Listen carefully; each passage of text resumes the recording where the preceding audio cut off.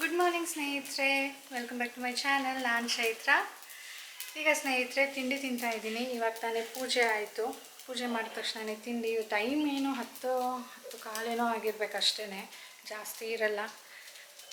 ಇವತ್ತು ಬೇಗನೂ ಏನು ಎದ್ದಿಲ್ಲ. ಅಲಾರಾಮ್ ಆದಮೇಲೆ ಎದ್ದಿದ್ದಕ್ಕೆ ಇನ್ನು 9:30 ಅಷ್ಟೇ. ನಾನು ಎಷ್ಟೋ ಟೈಮ್ ಆಗಿಬಿಟ್ಟಿದೆ ಅಂದ್ಕೊಂಡೆ. ಇವತ್ತೇನಾಯಿತು, ಬೆಳಿಗ್ಗೆ ಬೇಗ ಅಂತ ಏನು ಎಚ್ಚರ ಆಗಲಿಲ್ಲ, ಮಧ್ಯರಾತ್ರಿ ಎಚ್ಚರ ಆಗಿತ್ತು. ಆಮೇಲೆ ನಿದ್ದೆ ಬಂತು. ಅಲಾರಾಮ್ ಆದಾಗ ಎದ್ದೋಳಕ್ಕೆ ಮನಸ್ಸಿಲ್ಲ. ಲೇಟಾಗಿ ಎದ್ದೆ, ಒಂದು 5-10 ನಿಮಿಷ. ಹಾಗಾಗಿ ಎಷ್ಟು ಹರ್ರಿ ಬರ್ರಿ ಆಯಿತು ಅಂತೀರಾ. ನೆನ್ನೆನೇ ದೋಸೆ ಹಿಟ್ಟಿತ್ತು, ಬರೀ ಚಟ್ನಿ ಮಾಡಬೇಕಿತ್ತು, ಒಂದು ಸ್ನ್ಯಾಕ್ ಮಾಡಬೇಕಿತ್ತು. ಅಷ್ಟಕ್ಕೇ ಅರ್ಜೆಂಟು. ಪಾಪ ಸಾನುಗೂ ಲೇಟ್ ಆಯ್ತು ಇವತ್ತು. ಇಲ್ಲ ಅಂದಿದ್ರೆ ಅವಳು ಸ್ನಾನ ಮಾಡಿ ಬರೋ ತನಕ ನಾನು ತಿಂಡಿ ರೆಡಿ ಮಾಡಿ ಇಟ್ಟಿರ್ತೀನಿ. ಪಾಪ ಅವಳು ಬಂದು ಕುತ್ಕೊಂಡು ಮೇಲೆ ತಿಂಡಿ ಕೊಟ್ಟೆ ನಾನು. 6 ಗಂಟೆಗೆ ಎದ್ದರೆ ನೋಡಿ ಆರಾಮ್ಸೆ 7:15 ತಿಂಡಿ ಮಾಡಿ ಬಾಕ್ಸ್ ಕಟ್ಟಿ ಮುಗ್ದಿರುತ್ತೆ. Otherwise late. ಓಕೆ, ಆಷಾಢ ಶುರುವಾಗಿದೆ. ಶುರುವಾಗಿ 1 ವಾರ ಆಯಿತು. ಆದರೆ ನಾನು ಆಷಾಢ ಶುಕ್ರವಾರ ಮಾಡೋದಕ್ಕಾಗಿರಲಿಲ್ಲ. ಯಾಕಂದರೆ ಅವತ್ತೊಂದು ದಿನವೇ ಹೊಟ್ಟೆ ನೋವು ಜಾಸ್ತಿ ಆಗಿಬಿಟ್ಟು 3 ಅವರ್ ರೆಸ್ಟ್ ಮಾಡಬೇಕಾಗಿತ್ತು. 7:15 ಹಿಡಿದು 12 ಗಂಟೆ ತನಕನೂ ಬೆಡ್ ಮೇಲೆ ಇದ್ದೆ ಅವತ್ತು. ಹಾಗಾಗಿ ಅವತ್ತು ಪೂಜೆನೂ ಮಾಡೋಕ್ಕಾಗಲಿಲ್ಲ. ನಿಂಬೆಹಣ್ಣು ದೀಪ ಹಚ್ಚಬೇಕಿತ್ತು, ಅದನ್ನು ಹಚ್ಚೋಕ್ಕಾಗಲಿಲ್ಲ. ನಿಂಬೆಹಣ್ಣು ದೀಪನ ಮನೇಲಿ ಹಚ್ಚಬಾರ್ದು, ದೇವಸ್ಥಾನದಲ್ಲೇ ಹಚ್ಚಬೇಕು ಅಂತಾರೆ. ಅವತ್ತು ಮನೇಲೇ ಪೂಜೆ ಮಾಡೋಕ್ಕಾಗಲಿಲ್ಲ. ಇನ್ನು ದೇವಸ್ಥಾನಕ್ಕೆ ಹೆಂಗೆ ಹೋಗ್ತೀರಾ? ಹೋಗಲೇ ಇಲ್ಲ. ಅಟ್ಲೀಸ್ಟ್ ಈ ವಾರ ಆದರೂ ಹೋಗಬೇಕು ಅಂತ ಅಂದ್ಕೊಂಡಿದ್ದೀನಿ. ಬಟ್ ಗೊತ್ತಿಲ್ಲ ಇನ್ನೇನಾಗುತ್ತೆ ಅಂತ. ಮತ್ತು ಪಲಾವ್ ರೆಸಿಪಿ ಶೇರ್ ಮಾಡಿ, ಚಟ್ನಿ ರೆಸಿಪಿ ಶೇರ್ ಮಾಡಿ ಅಂದಿದ್ರಿ. ಓಕೆ, ತೋರಿಸ್ತೀನಿ, ನನ್ನ ವ್ಲಾಗ್ಸಲ್ಲಿ ತೋರಿಸ್ತೀನಿ. ಆದರೆ ಇವತ್ತೇ ನಾನು ಪಲಾವ್ ನಾನು ಹೇಗೆ ಮಾಡ್ತೀನೋ ಅದನ್ನು ತೋರಿಸ್ತೀನಿ. ಅದರ ವಿಡಿಯೋ ರೆಕಾರ್ಡ್ ಮಾಡಿದ್ದೆ, ಆದರೆ ನಾನು ಶೇರ್ ಮಾಡಿರಲಿಲ್ಲ, ಯಾಕಂದರೆ ಮೊದಲೇ ಶೇರ್ ಮಾಡಿದ್ದೆ ಅಂಥೇಳಿ. ಮತ್ತಿನ್ನೇನು ಅಪ್ಡೇಟು? ನನ್ನ ಸ್ಕ್ಯಾನ್ದು ಅಪ್ಡೇಟು. ಅಪಾಯಿಂಟ್ಮೆಂಟ್ ಇತ್ತಲ್ವಾ, ನಾನು ಹೋಗಲಿಲ್ಲ. ಯಾಕೆ ಅಂದರೆ ನಿಮ್ಮಲ್ಲಿ ತುಂಬ ಜನ ಆಯುರ್ವೇದಿಕಲ್ಲಿ ತೋರಿಸಿ, ಹೋಮಿಯೋಪತಿಯಲ್ಲಿ ತೋರಿಸಿ ಅಂತ ಹೇಳಿದ್ರಿ. ಅದು ನನಗೆ ಒಂಥರ ಕರೆಕ್ಟ್ ಅನ್ನಿಸ್ತು. ಅಲ್ಲೂ ಒಂದು ಸರಿ ಟ್ರೈ ಮಾಡೋಣ ಅಂತ ಹೇಳಿ. ಆ್ಯಂಡ್ ನಾನು ಸೆಕೆಂಡ್ ಒಪಿನಿಯನ್ ಕೂಡ ತೊಗೊಂಡಿದ್ದೀನಿ. ಮೊದಲು ನಾನು ಹೋಗಿದ್ದು ರಾಮಯ್ಯ ಹಾಸ್ಪಿಟಲ್ಗೆ. ಈಗ ನನ್ನ ಡೆಲಿವರಿ ಮಾಡಿಸಿದ್ರಲ್ವ ಡಾಕ್ಟರು, ಗೈನಕಾಲಜಿಸ್ಟು, ಅವ್ರ ಹತ್ರ ಹೋಗಿದ್ದೆ. ಅವರು ಏನು ಹೇಳಿದ್ದು ಅಂದರೆ, ಹೌದು ಥಿಕ್ನೆಸ್ ಜಾಸ್ತಿ ಇರೋದ್ರಿಂದ ನಿನಗೆ ಆ ಥರ ಆಗ್ತಾಯಿದೆ, ಪೇನ್ ಬರ್ತಾಯಿದೆ, ಬಯೋಪ್ಸಿ ಮಾಡಿಸು. ಬಯೋಪ್ಸಿ ಅಂದರೆ ಏನು? ಒಂದು ಸಾರಿ ನಮ್ಮ ಯೂಟ್ರಸ್ ಕಂಡೀಷನ್ ಹೇಗಿದೆ, ಏನಾದರೂ ಕ್ಯಾನ್ಸರಸ್ ಸೆಲ್ ಇದೆಯಾ ಅಥವಾ ಥಿಕ್ಕನ್ ಇರೋದಕ್ಕೆ ಕಾರಣ ಏನು ಅಂತ ಪತ್ತೆ ಮಾಡ್ತಾರಂತೆ. ಸೊ ಅದನ್ನು ಟೆಸ್ಟ್ ಮಾಡಿಸು. ಅದು ಟೆಸ್ಟ್ ಮಾಡಿಸಿದ ಮೇಲೇ ರಿಪೋರ್ಟ್ ಬರೋದಕ್ಕೆ 4 to 5 ಡೇಸ್ ಆಗುತ್ತೆ. ಅದು ಬಂದ ಮೇಲೆ ನೋಡೋಣ. ಟ್ರೀಟ್ಮೆಂಟು ನಿನಗೆ ಬೆಸ್ಟ್ ಸೂಟ್ ಅಂದರೆ ಮಿರೇನಾ ಅಂತ ಬರುತ್ತೆ. It's like a copper tea ಥರ. ಅದು ಒಂದು ಇಂಪ್ಲಾಂಟ್ ಮಾಡೋದು ಯೂಟ್ರಸಲ್ಲಿ. ಅದು ಮೆಡಿಸಿನಲ್ ಬೆನಿಫಿಟ್ ಇರುತ್ತೆ, ಮೆಡಿಸಿನ್ ರಿಲೀಸ್ ಮಾಡುತ್ತೆ. ಅಂದರೆ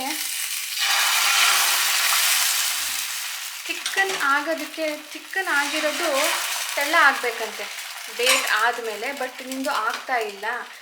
ಅದು ಆಗ್ತಾ ಇಲ್ಲ ಯಾಕೆ? ಒಂದು ಹಾರ್ಮೋನ್ ರಿಲೀಸ್ ಆಗಬೇಕು, ರಿಲೀಸ್ ಆಗ್ತಾ ಇಲ್ಲ. ಸೊ ಅದು ಮೆಡಿಸಿನಲ್ಲಿ ನಾವೇನು ಇಂಪ್ಲಾಂಟ್ ಮಾಡ್ತೀವೋ ಅದು ಆ ಹಾರ್ಮೋನ್ನ ರಿಲೀಸ್ ಮಾಡುತ್ತೆ. ರಿಲೀಸ್ ಮಾಡಿದಾಗ ಆಬ್ವಿಯಸ್ಲಿ ಅದು 16 mm ಕಡಿಮೆ ಆಗುತ್ತೆ. ಆಗ ನನಗೆ ಪೇನ್ ಕಡಿಮೆ ಆಗುತ್ತೆ ಅಂತ ಹೇಳಿದರು. ಅದು 5 ವರ್ಷ ನಮ್ಮ ಯೂಟ್ರಸಲ್ಲೇ ಇರುತ್ತಂತೆ. ಆಮೇಲೆ ಅದು ಚೇಂಜ್ ಮಾಡೋದು. ಮಧ್ಯ ಏನಾದರೂ ನನಗೆ ಸೂಟ್ ಆಗ್ತಾ ಇಲ್ಲ ಅಂದಾಗ ನಾವು ಚೇಂಜ್ ಮಾಡಬೇಕಾಗತ್ತೆ. ಅದರ್ವೈಸ್ ಅದು ಅಲ್ಲೇ ಇರುತ್ತಂತೆ. ಹಾಗಾಗಿ ಇದ್ರ ಬಗ್ಗೆ ನಾನು ಫಸ್ಟ್ ಟೈಮ್ ಕೇಳ್ತಾ ಇರೋದು. ನಿಮ್ಗೇನಾದರೂ ಗೊತ್ತಿದೆಯಾ ಕೇಳೋಣ, ನಿಮ್ಗೇನಾದರೂ ಐಡಿಯಾ ಇದೆಯಾ? ನಿಮ್ಮಲ್ಲೂ ತುಂಬ ಜನ ಹೇಳ್ಕೊಂಡ್ರಿ ನಮ್ಗೆ ಈ ಥರ ಕಷ್ಟ ಆಗ್ತಾಯಿದೆ, ನಮಗೂ ಆಗ್ತಾಯಿದೆ, ನಾವು ತೋರಿಸಿದ್ದೀವಿ ಅಂಥೇಳಿ. ನಿಮಗೆ ಏನು ಟ್ರೀಟ್ಮೆಂಟ್ ಹೇಳಿದ್ದಾರೆ? ಈ ಥರ ಏನಾದರೂ ಹೇಳಿದ್ದಾರಾ? ಇದ್ರ ಬಗ್ಗೆ ಏನಾದರೂ ನಾಲೆಜ್ ಇದ್ದರೆ ಪ್ಲೀಸ್ ಕಮೆಂಟ್ ಮಾಡಿ ಸ್ನೇಹಿತರೆ. ನನಗೆ ಸ್ವಲ್ಪ ಟೆನ್ಷನ್ ಆಗ್ತಾಯಿದೆ ಅದ್ರ ಬಗ್ಗೆ. ಅದು ಹೇಗೆ 5 ವರ್ಷ ಒಳಗಡೆ ಇಟ್ಕೊಳ್ಳೋದು ಅಂಥೇಳಿ. So please do comment and help me ಸ್ನೇಹಿತರೆ. ಇನ್ನು ತುಂಬ ಕಮೆಂಟ್ಸ್ಗಳ ಬಗ್ಗೆ ನಿಮ್ಮ ಜೊತೆ ಮಾತಾಡಬೇಕು. ಓಕೆ, ಹೊಟ್ಟೆ ಹಸಿತಾಯಿದೆ, ತಿಂಡಿ ತಿಂದುಬಿಡ್ತೀನಿ. ನೀರು ಕುದಿಯೋಕೆ ಇಟ್ಟಿದ್ದೆ. ಇದರಲ್ಲೀಗ ನಾನು ಸೋಯಾ ಚಂಕ್ಸ್ ಹಾಕ್ತೀನಿ. ಇದು ನ್ಯೂಟ್ರೆಲಾ ಸೋಯಾ ಚಂಕ್ಸ್ ಅಂತ ಬರುತ್ತಲ್ಲ, ಇದು ಚೆನ್ನಾಗಿ ಕುದಿ ಬರುತ್ತೆ, ನೊರೆ ಬರುತ್ತೆ ಮೇಲೆ. ಆವಾಗ ಇದನ್ನು ಆಫ್ ಮಾಡ್ಕೊಳ್ಬೇಕು. ಇದು ಮಸಾಲೆನ ತೆಗೆದುಕೊಂಡಿರೋದು. ಸ್ವಲ್ಪ ತೆಳ್ಳಕ್ಕೆ ಕಟ್ ಮಾಡ್ಕೊಂಡಿರೋ ಅಂಥ ತೆಂಗಿನಕಾಯಿ, ಸ್ವಲ್ಪ ಮೆಣಸು, ಚಕ್ಕೆ, ಲವಂಗ, ಒಂದು ಚಿಟಿಕೆ ಸೋಂಪು, ಬೆಳ್ಳುಳ್ಳಿ ನೋಡಿ ಜಾಸ್ತಿ ತೊಗೊಂಡಿಲ್ಲ, ನಾವು ಬಿರಿಯಾನಿಗೆಲ್ಲ ಹಾಕ್ತೀವಲ್ಲ ಆ ಥರ ಏನು ಬೇಕಾಗಿಲ್ಲ ಇದಕ್ಕೆ. ಮತ್ತು ಸ್ವಲ್ಪ ಶುಂಠಿ, ಅರಿಶಿನ, 2 ಮೆಣಸಿನ್ಕಾಯಿ, ಧನಿಯಾ ಒಂದು 2 ಟೀ ಸ್ಪೂನಷ್ಟು ಇದೆ. ಇದನ್ನು ನಾನೀಗ ರುಬ್ಕೊಳ್ತೀನಿ. ಇದರ ಜೊತೆ ಕೊನೆಯಲ್ಲಿ ಕಟ್ ಮಾಡಿ ಸೇರಿಸ್ಕೊಳ್ಬೋದು ಅಥವಾ ಮಸಾಲೆಯಲ್ಲೇ ರುಬ್ಬೋದು. ಕೊನೆ ಲಾಸ್ಟಲ್ಲಿ ಹಾಕಬೇಕು ಸ್ವಲ್ಪ ಕೊತ್ತಂಬರಿ ಸೊಪ್ಪು. ಇಲ್ಲಿ ನಾನೀಗ ಒಗ್ಗರಣೆಗೆ ಇಟ್ಟಿದ್ದೀನಿ ಎಣ್ಣೆ, ಈರುಳ್ಳಿ, ಪಲಾವ್ ಎಲೆ ಬೇಕಿದ್ರೆ ಹಾಕ್ಕೊಳ್ಬೋದು. ಸೋಯಾ ಚಂಕ್ಸ್ ನೋಡಿ ಫುಲ್ ಸಾಫ್ಟ್ ಆಗಿದೆ. ಇದು ಸ್ವಲ್ಪ ತಣ್ಣಗಾಗೋದಕ್ಕೆ ಬಿಡಬೇಕು, ಇಲ್ಲಾಂದರೆ ನೀರು ಹಿಂಡೋದಕ್ಕಾಗೋದಿಲ್ಲ. ನೀರನ್ನ ತೆಗೆದುಬಿಟ್ಟು ಹಾಗೆ ಇಟ್ಟಿದ್ದೀನಿ. ಈಗ ಸ್ವಲ್ಪ ಪುದೀನ ಸೇರಿಸಿದ್ದೀನಿ ಸ್ನೇಹಿತರೆ, ಅದು ಕೂಡ ಟೇಸ್ಟ್ ಚೆನ್ನಾಗಿರುತ್ತಲ್ವ. ಮೆಣಸಿನ್ಕಾಯಿ ಪುಡಿ ಹಾಕ್ತಾಯಿದ್ದೀನಿ, ಖಾರಕ್ಕೆ ಎಷ್ಟು ಬೇಕೋ ಅಷ್ಟು. ರುಬ್ಬಿಕೊಂಡಿರೋ ಮಸಾಲೆ, ನಾನು ಕೊತ್ತಂಬರಿ ಸೊಪ್ಪು ತುಂಬ ಪೇಸ್ಟ್ ಮಾಡಿಲ್ಲ, ಹಾಗೆ ಗ್ರೀನ್ ಕಾಣುತ್ತೆ ನೋಡಿ, ಕಟ್ ಮಾಡಿ ಹಾಕಿರೋ ಥರ ಇದೆ. ಸ್ವಲ್ಪ ಫ್ರೈ ಆಗಲಿ, ಆಮೇಲೆ ಟೊಮ್ಯಾಟೊ ಸೇರಿಸ್ತೀನಿ. ಟೊಮ್ಯಾಟೊ ಸೇರಿಸಿದ್ದೀನಿ, ಹುಳಿ ಟೊಮ್ಯಾಟೊ ಮೀಡಿಯಮ್ ಸೈಜ್ದು 2 ಹಾಕ್ಕೊಂಡಿದ್ದೀನಿ. ಅಂದರೆ ಹುಳಿ ಎಷ್ಟು ಬೇಕಷ್ಟು ಹಾಕಿದ್ರೆ ಆಯಿತು. ಈಗ ವಾಶ್ ಮಾಡಿರೋ ಅಂಥ ಅಕ್ಕಿನ ಸೇರಿಸ್ತೀನಿ. ಇದು ನಾನು ಮಸಾಲೆ ತೆಗೆದಿರೋದು 2 ಪಾವ್ಗೆ. ನೀವೇನಾದರೂ ಕಡಿಮೆ ಮಾಡ್ತೀವಿ ಅನ್ನೋ ಹಾಗಿದ್ರೆ ಇದ್ರಲ್ಲಿ ಅರ್ಧ ಮಾಡ್ಕೊಳ್ಬೇಕು. ಈಗ ನೋಡಿ, ಇದಕ್ಕೆ ಯಾವ ತರಕಾರಿ ಬೇಕೋ ನೀವು ಆ ತರಕಾರಿನ ಸೇರಿಸ್ಬೋದು. ನಾನಿವತ್ತು ಸೋಯಾ ಚಂಕ್ಸ್ದು ಮಾಡ್ತಾ ಇರೋದ್ರಿಂದ ಜಸ್ಟ್ ಆಲೂಗೆಡ್ಡೆ ಹಾಕಿದ್ದೀನಿ, ಸೋಯಾ ಚಂಕ್. ಅದರ್ವೈಸ್ ಎಲ್ಲ ರೀತಿಯ ನಿಮಗೆ ತರಕಾರಿ ಕೂಡ ಇಲ್ಲಿ ಸೇರಿಸ್ಕೊಳ್ಬೋದು. ಈಗ ಇದು ಫ್ರೈ ಆಗಿದೆ, ನಾನು ನೀರು ಸೇರಿಸ್ತೀನಿ. 2 ಪಾವಿಗೆ 4, ಅದು ಸ್ವಲ್ಪ ಕಡಿಮೆ 4 ಹಾಕ್ತೀನಿ. ಉಪ್ಪು ಕುದಿ ಬಂದಿದೆ ನೋಡಿ, ಈ ಟೈಮಲ್ಲಿ ನೀವು ಉಪ್ಪು ಖಾರ ಚೆಕ್ ಮಾಡ್ಬೋದು. ಇಲ್ಲ ಅಂದರೆ ಈಗ ಸೋಯಾ ಚಂಕ್ಸ್ನ ಸೇರಿಸಿ ಕುಕ್ಕರ್ ಮುಚ್ತೀನಿ, 3 ವಿಷಲ್ ಬರಿಸ್ತೀನಿ.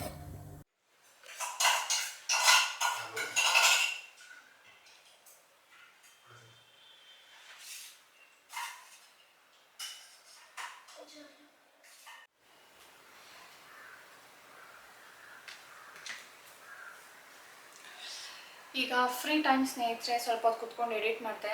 ಈಗ ಸ್ವಲ್ಪ ರೆಸ್ಟ್ ಮಾಡೋಣ ಅಂದ್ಕೊಂಡೆ ಇಲ್ಲಿಗೆ ಬಂದೆ. ಮಾವಿನ ಹಣ್ಣು ಕುಯ್ದಿದೆ, ತಿಂತಾ ಇದ್ದೀನಿ. ತುಂಬಾ ಸಾಫ್ಟ್ ಆಗಿಬಿಟ್ಟಿದೆ, ಕೈಯಲ್ಲಿ ಇಟ್ಕೊಂಡ್ರೆ ಎಲ್ಲ ಕೈಗೆ ಮೆತ್ಕೊಳ್ತಾ ಇದೆ. ಸೊ ತಂದಿದ್ದೀನಿ. ನಾನು ಆಗಲೇ ಹೇಳಿದೆ ಕಮೆಂಟ್ಸ್ ಬಗ್ಗೆ ಮಾತಾಡಬೇಕು ಅಂಥೇಳಿ. ಎಲ್ಲ ರೀತಿಯ ಕಮೆಂಟ್ಸು ಬಂದಿತ್ತು, ಸಪೋರ್ಟಿವ್, ಶೇರಿಂಗ್ ಯೋರ್ ಎಕ್ಸ್ಪೀರಿಯನ್ಸ್. ಕೆಲವೊಂದು ಆಗುತ್ತೆ ಬಿಡಿ, ಕಡಿಮೆ ಆಗುತ್ತೆ. ನಾನು ಇದು ಯಾವ ಬಗ್ಗೆ ಮಾತಾಡ್ತಾ ಇದ್ದೀನಿ ಅಂದರೆ, ನನ್ನ ಸ್ಕ್ಯಾನ್ ರಿಪೋರ್ಟ್ ಬಗ್ಗೆ, ನನ್ನ ಪ್ರಾಬ್ಲಮ್ ಬಗ್ಗೆ ನಿಮ್ಮ ಜೊತೆ ಶೇರ್ ಮಾಡಿದ್ನಲ್ವಾ, ಅದ್ರ ಬಗ್ಗೆ ಆ ವಿಡಿಯೋಲಿ ಬಂದಂಥ ಕಮೆಂಟ್ಸು. ಸೊ ನನಗೆ ಆವಾಗ ಅನ್ನಿಸ್ತಾ ಇತ್ತು, ಯಾಕೆ ಇದು ನನಗೆ ಈ ಥರ ಆಗ್ತಾ ಇದೆ ಅಂಥೇಳಿ. ಬಟ್ ನಿಮ್ಮ ಪ್ರಾಬ್ಲಮ್ಸ್ನ ನೀವು ಶೇರ್ ಮಾಡಿದಾಗ ಗೊತ್ತಾಯಿತು, ಈ ಥರ ತುಂಬ ಜನಕ್ಕೆ ಪ್ರಾಬ್ಲಮ್ ಇದೆ ಅಂತ ಹೇಳ್ಬಿಟ್ಟು. ಅದು ಎಷ್ಟು ಕಷ್ಟ ಆಗುತ್ತೆ ಅಂದ್ಬಿಟ್ಟು ನಮಗೆ ಗೊತ್ತು ಅಲ್ವಾ, ಅನುಭವಿಸಿರೋರ್ಗೆ. It will be just like delivery pain at least life ಟೈಮಲ್ಲಿ 1 or 2 or 3 ಟೈಮ್ಸ್ ಅಷ್ಟೇ. ಇದು ಎವ್ರಿ ಮಂತ್. ಮೈ ಗಾಡ್, ಎಷ್ಟು ವಿಶ್ ಮಾಡ್ತಿದ್ದೆ ಅಂದರೆ ನಾನು, ನೀವು ಯಾಕಾದರೂ ಬರುತ್ತಪ್ಪ ಈ ಡೇಟು ಅಂತ ಅನ್ನಿಸ್ಬಿಡ್ತಾ ಇತ್ತು. ನಿಯರ್ಲಿ ನಂದು 10 days ಇದರಲ್ಲೇ ವೇಸ್ಟ್ ಆಗ್ತಾಯಿತ್ತು. ಇನ್ನು ಒಬ್ರು ಏನು ಹೇಳಿದ್ದು, ನೀವು ಯಾಕೆ ನಿಮ್ಮ ಸೀಕ್ರೆಟ್ಸ್ನೆಲ್ಲ ಈ ಥರ ಶೇರ್ ಮಾಡ್ತಾ ಇದ್ದೀರಾ, ನೀವು ಅದನ್ನು ಸೀಕ್ರೆಟಾಗಿ ಇಟ್ಕೊಳ್ಬೇಕಲ್ವ, ಯಾಕೆ ಶೇರ್ ಮಾಡ್ತಾ ಇದ್ದೀರಾ ಅಂತ ಹೇಳ್ಬಿಟ್ಟು. ನಾನು ಒಪ್ಕೊಳ್ತೀನಿ, ಕೆಲವೊಂದು ಸೀಕ್ರೆಟ್ಸ್ ಇದೆ ನನ್ನ ಮತ್ತು ರಾಜೇಶ್ ಮಧ್ಯೆ ಆಗಿರ್ಬೋದು, ನನ್ನ ಮಗಳ ಮಧ್ಯೆ, ನಮ್ಮ ರಿಲೇಷನಲ್ಸ್ ಆಗಿರ್ಬೋದು, ಇನ್ಲಾಸ್, ಪೇರೆಂಟ್ಸ್. ಕೆಲವೊಂದು ಸೀಕ್ರೆಟ್ಸ್ ನಾನು ಶೇರ್ ಮಾಡೋಕ್ಕಾಗೋದಿಲ್ಲ. ನೀವು ಕೇಳಿರ್ತೀರ, ಇದೇನು ಅದೇನು, ಅದು ಹೇಗೆ ಮಾಡ್ತೀರಾ, ಇದು ಹೇಗೆ ಅಂತ ಸಮಥಿಂಗ್. ಅದು ಕೆಲವೊಂದು ನಾನು ಶೇರ್ ಮಾಡೋಕ್ಕಾಗೋದಿಲ್ಲ. But it's common with all ladies ಅಂತ ಅನ್ನಿಸ್ತು. ನಾನು ಇಷ್ಟು ದಿನ ಅದನ್ನು ಕಷ್ಟಪಡ್ತಾ ಇದ್ರು ಕೂಡ ನಾನು ಯಾವತ್ತೂ ಹೇಳಿರಲಿಲ್ಲ. ಬಟ್ ಈಗ ಆ ಥರ ಪ್ರಾಬ್ಲಮ್ಮು ತುಂಬ ಜನಕ್ಕೆ ಆಗ್ತಾ ಇದೆ ಅಂದಾಗ ಅದಕ್ಕೊಂದು ಸೊಲ್ಯೂಷನ್ ಹುಡುಕ್ಬೋದಲ್ವ. ನನಗೆ ಒಂದು ಸೊಲ್ಯೂಷನ್ ಸಿಕ್ಕಿದೆ ಅಂದರೆ ಅದರಿಂದ ನಿಮಗೂ ಕೂಡ ಯೂಸ್ ಆಗುತ್ತೆ. ಈಗ ನನಗೆ ಒಂದು ಟ್ರೀಟ್ಮೆಂಟ್ ಹೇಳಿದ್ದಾರೆ, ನಿಮಗೇನಾದರೂ ಗೊತ್ತಿದೆಯಾ ತಿಳಿಸಿ ಅಂದಾಗ ನಿಮ್ಮಿಂದ ನನಗೂ ಕೂಡ ಹೆಲ್ಪ್ ಆಗುತ್ತೆ. ಈ ದೃಷ್ಟಿಯಿಂದ ನಾನು ಇದು ತುಂಬಾ ಕಾಮನ್, ಎಲ್ಲ ಲೇಡೀಸ್ಗೂ ಫೇಸ್ ಮಾಡ್ತಾ ಇರ್ತಾರೆ ಅಂತ ಹೇಳಿಬಿಟ್ಟು ನಾನು ನಿಮ್ಮ ಜೊತೆ ಶೇರ್ ಮಾಡಿದ್ದೆ. ಇನ್ನು ಕೆಲವೊಬ್ರು ಹೇಳ್ತಾ ಇದ್ದಿದ್ದು, ಇದು ಏನಿಲ್ಲ ಬಿಡಿ, ಮಕ್ಕಳಾದ್ಮೇಲೆ ಕಡಿಮೆ ಆಗುತ್ತೆ ಅಂತ ಹೇಳಿಬಿಟ್ಟು. ಇನ್ನು ಹೇಳಿದ್ದು ನಾರ್ಮಲ್ ಡೆಲಿವರಿ ಆದರೆ ಕಡಿಮೆ ಆಗುತ್ತೆ, ವೆಯ್ಟ್ ಲಾಸ್ ಮಾಡಿ ಅವಾಗ ಕಡಿಮೆ ಆಗುತ್ತೆ ಅಂತ ಹೇಳಿಬಿಟ್ಟು ಇದನ್ನೆಲ್ಲ ನಾನು ಪಾಸ್ ಮಾಡಿ ಬಂದಿದ್ದೀನಿ. ಮತ್ತು ನಾನು ಮೊದಲು ಹಂಗೆ ಹೇಳ್ತಾ ಇದ್ದು ಮದುವೆ ಆಗು ಕಡಿಮೆ ಆಗುತ್ತೆ, ಮದುವೆ ಆಗೋ ಮುಂಚೆ ಪೇನ್ ಬಂದಾಗ. ಸರಿ, ಮದುವೆ ಆದಮೇಲೂ ಪೇನ್ ಬರ್ತಿದೆಯಾ, ಮಗು ಆದಮೇಲೆ ಸರಿ ಹೋಗುತ್ತೆ. ಮಗುನೂ ಆಯಿತಾ, ನಾರ್ಮಲ್ ಡೆಲಿವರಿ ಆದರೆ ಸರಿ ಹೋಗುತ್ತೆ. ನನಗೆ ನಾರ್ಮಲ್ ಡೆಲಿವರಿನೇ ಆಗಿರೋದು, ಆದರೂ ಸರಿ ಹೋಗಿಲ್ಲ. ಇನ್ನು ವೆಯ್ಟ್ ಬಗ್ಗೆ ಅಂದರೆ ಇದು it's not related to weight, ಯಾಕಂದರೆ ನಾನು 55 kg ಇದ್ದಾಗ ಕೂಡ ಈ ಪ್ರಾಬ್ಲಮ್ನ ಫೇಸ್ ಮಾಡಿದ್ದೀನಿ. 55 kg ಪ್ರಾಪರ್ ವೆಯ್ಟ್ ನನ್ನ ಹೈಟ್ಗೆ, ಅದರಿಂದ ಕಡಿಮೆ ಆದರೆ ಅಂಡರ್ ವೆಯ್ಟ್ ಆಗುತ್ತೆ. ಸೊ ಎಲ್ಲರ ಪ್ರಾಬ್ಲಮ್ಮು ಒಂದೇ ಥರ ಇರಲ್ಲ ಸ್ನೇಹಿತರೆ, ತುಂಬ ಡಿಫ್ರೆಂಟ್ ಇರುತ್ತೆ. ನಾವು ಸುಮ್ಮನೆ ಒಂದು ಅಸ್ಯೂಮ್ ಮಾಡ್ಬೋದು ಅಷ್ಟೇ, ಈ ಥರ ಇರ್ಬೋದು ಅಂತ ಹೇಳ್ಬಿಟ್ಟು. ಬಟ್ ನಾನು ಎಲ್ಲನೂ ಅನುಭವಿಸ್ಬಿಟ್ಟಿದ್ದೀನಿ. ಆ ಥರ ನನಗೇನು ಸೊಲ್ಯೂಷನ್ ಸಿಗದೇ ಇರೋದಕ್ಕೆ ಮತ್ತು ಈಗ ಡಾಕ್ಟರ್ ಹತ್ರ ಹೋಗಿರೋದು. ನೋಡೋಣ, ಆಯುರ್ವೇದಿಕ್ ಡಾಕ್ಟರ್ನ ಇವತ್ತು ಕನ್ಸಲ್ಟ್ ಮಾಡಿ, ಫೋನ್ ಮಾಡಿದ್ರು, ಅವ್ರು ಬ್ಯುಸಿ ಅಂತೆ, ಆಮೇಲೆ ಮಾಡ್ತೀನಿ ಅಂದಿದ್ದಾರೆ. ಅವ್ರೇನು ಹೇಳ್ತಾರೆ ಕೇಳಿಬಿಟ್ಟು ಅದನ್ನ ತಿಳಿಸ್ತೀನಿ ನಿಮಗೆ. ಈಗ ನೋಡಿ ಸ್ನೇಹಿತರೆ, ನಾನು ಚಟ್ನಿನ ಬೆಳಿಗ್ಗೆ ಸಾನುಗೆ ದೋಸೆ ಹಾಕ್ಕೊಟ್ನಲ್ವಾ, ಆವಾಗ ನೀವು ಕೇಳಿದ್ರಿ ಅಲ್ವಾ, ಮಧ್ಯಾಹ್ನದಷ್ಟೊತ್ತಿಗೆ ವಾಸನೆ ಬಂದುಬಿಡುತ್ತಲ್ವ ಕಾಯಿ ಚಟ್ನಿ, ಅದನ್ನು ಹೇಗೆ ಕೊಟ್ಟು ಕಳಿಸ್ತೀರಾ ಅಂತ ಹೇಳಿಬಿಟ್ಟು. ಸೊ ನಾನು ಡಬ್ಬಿಯಲ್ಲಿ ಹಾಕಿ ಮುಚ್ಚಿ ಇಟ್ಟಿದ್ದೆ. ಬೆಳಿಗ್ಗೆ ಮಾಡಿದಾಗ ಮೋರ್ ದ್ಯಾನ್ 7 o'clock ಆಗಿತ್ತು, 7:15 ಇವತ್ತು ರುಬ್ಬಿದಾಗ. ನಾನು ಟೈಮ್ ಆಗಿಬಿಟ್ಟಿತ್ತು ಅಂತ ಹೇಳಿದೆ ಅಲ್ವಾ. ಸೊ ಅವಾಗಲಿಂದ 12:30 ತನಕ ಅವ್ರಿಗೆ ಲಂಚ್ ಬ್ರೇಕ್ ತನಕ ಹೇಗಿರುತ್ತೆ ನೋಡೋಣ ಅಂಥೇಳಿ. ಈಗ 1:45 time, so more than 1 hour extra ಆಗಿದೆ. ವಾಸನೆ ಏನೂ ಬಂದಿಲ್ಲ. ಸೊ ಇಷ್ಟೊತ್ತಿರುತ್ತೆ ಅಂತ ಗೊತ್ತು ನಮಗೂ, ಯಾಕಂದರೆ ನಾನು ಬೆಳಿಗ್ಗೆ ಮಾಡಿದ್ರೆ ಚಟ್ನಿ ಮಧ್ಯಾಹ್ನದ ತನಕನೂ ಇಟ್ಟಿರ್ತೀನಿ, ಏನೂ ಆಗಿರೋದಿಲ್ಲ. So it's safe. ನೀವು ಬೇಕಿದ್ದರೆ ನಿಮ್ಮ ವಾತಾವರಣದಲ್ಲಿ ಹೇಗಿರುತ್ತೆ ಚಟ್ನಿ ಅಂದ್ಬಿಟ್ಟು ಒಂದ್ಸರಿ ಟೆಸ್ಟ್ ಮಾಡಿ ನೀವು. ಸಮ್ಮರಲ್ಲಿ ಆಬ್ವಿಯಸ್ಲಿ ಆ ಥರ ಆಗುತ್ತೆ, ಬಟ್ ಈಗ ಚಳಿ ಅಲ್ವಾ, ಚಳಿಯಲ್ಲಿ ಆ ಥರ ಆಗೋದಿಲ್ಲ. ಸೊ ಈ ಥರ ಎಲ್ಲ ಎಕ್ಸ್ಪೆರಿಮೆಂಟ್ ಮಾಡಿ ಆಮೇಲೆ ಸಾನು ಅವ್ರಿಗೆ ನಾವು ಕೊಟ್ಟು ಕಳಿಸ್ತಾ ಇರೋದು.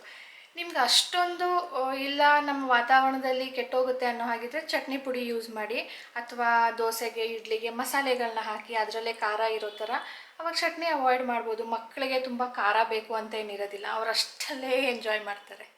ನನಗೆ ರಿಸೀವ್ ಆಗಿರುವಂಥ ಕೆಲವೊಂದು ಪ್ರಾಡಕ್ಟ್ಸ್ನ ನಾನು ನಿಮ್ಮ ಜೊತೆ ಕೂಡ ಹಂಚ್ಕೊಳ್ತಾ ಇದ್ದೀನಿ. ಇದಕ್ಕೆ ನೀವು ಕೊರಿಯರ್ ಚಾರ್ಜಸ್ ಪೇ ಮಾಡಬೇಕಾಗುತ್ತೆ, 70 rupees. ನಾನು ಒಂದು ಮೇಲ್ ಐ ಡಿ ಕೊಟ್ಟಿರ್ತೀನಿ, ಅದು ಮೇಲ್ ಐ ಡಿಗೆ ನೀವು ನಿಮಗೆ ಯಾವುದು ಬೇಕು ಅಂತ ಚೂಸ್ ಮಾಡಿ ಹೆಸರು ನನಗೆ ಮೇಲ್ ಮಾಡಿದ್ರೆ, ಅದು ಇದೆ ಅನ್ನೋ ಹಾಗಿದ್ರೆ ನಾನು ನಿಮಗೊಂದು UPI ID ಕೊಡ್ತೀನಿ.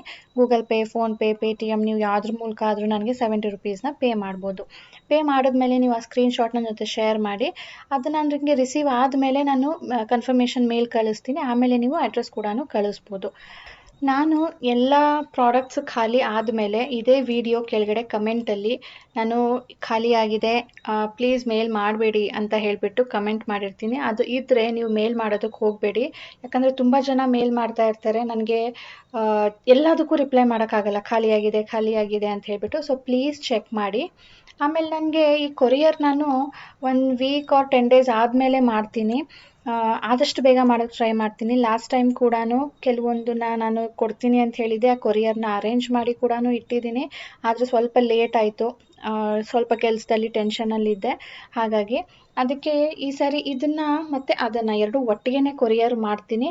ಸೊ ಡಿಲೇ ಆಗ್ತಾ ಇದೆ ಗೊತ್ತು, ಸಾರಿ ಸ್ನೇಹಿತರೆ. ಸೊ ಇದ್ರ ಮೂಲಕ ನಿಮ್ಗೆ ಇನ್ಫಾರ್ಮ್ ಮಾಡ್ತಾ ಇದ್ದೀನಿ. ನಾನು ಅರೇಂಜ್ ಮಾಡಿ ಇಟ್ಟಿದ್ದೀನಿ, ನಿಮಗೆ ಕಳಿಸ್ಕೊಡ್ತೀನಿ. ಮೇ ಬಿ ನೆಕ್ಸ್ಟ್ ವೀಕಲ್ಲಿ ನಾನು ಅರೇಂಜ್ ಮಾಡಿ ನಿಮಗೆ ನೆಕ್ಸ್ಟ್ ವೀಕೆಂಡ್ ತನಕ ನಿಮಗೆ ರಿಸೀವ್ ಆಗುತ್ತೆ ಸ್ನೇಹಿತರೆ. ಸೊ ಇದರೊಂದಿಗೆ ಇವತ್ತಿನ ವಿಡಿಯೋ ಕೂಡ ಎಂಡ್ ಮಾಡ್ತೀನಿ ಸ್ನೇಹಿತರೆ. Please like, share and subscribe ಮಾಡದೆ ನೋಡ್ತಾ ಇದ್ದರೆ ಪ್ಲೀಸ್ ಸಬ್ಸ್ಕ್ರೈಬ್ ಮಾಡ್ಕೊಳ್ಳಿ. ನಿಮ್ಗೆ ಇಷ್ಟ ಆಗಿದೆ ಪ್ಲೀಸ್ ಲೈಕ್ ಮಾಡಿ. ಸಿಗೋಣ ಮುಂದಿನ ವಿಡಿಯೋಲಿ. ಬೈ ಬೈ ಸ್ನೇಹಿತರೆ.